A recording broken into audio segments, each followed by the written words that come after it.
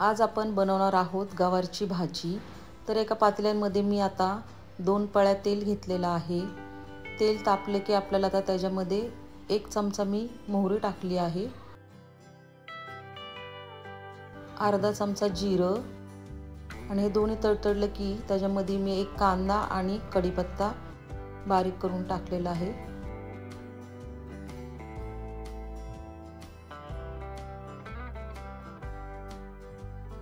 आता मी इथं 2 टोमॅटो आणि कोथिंबीर बारीक करून त्याच्यामध्ये टाकते।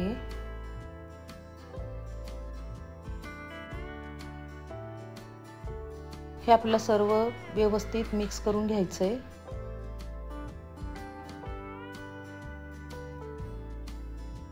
आपल्याला अर्धा चमचा हळद टाकायची आहे, 2 चमचे कांदा लसूण मसाला,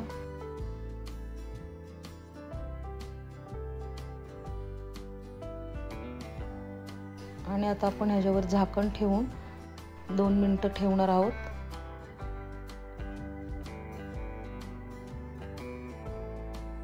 आता याला तेल सुटलं की मग आपण याच्यामध्ये गवार टाकूयात। मी इथं पावशेर गवार घेतली आहे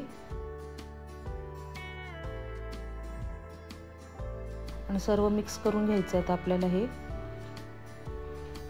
आणि चवीपुरतं मीठ टाकायचं आहे।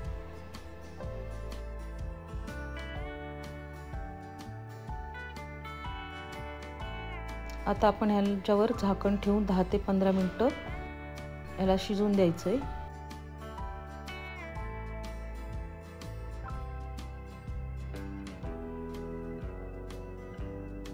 आणि 2 चमचे शेंगदाण्याचा कूट टाकायचा आहे। तुम्ही शेंगदाण्याचा कूट जास्त पण टाकू शकता।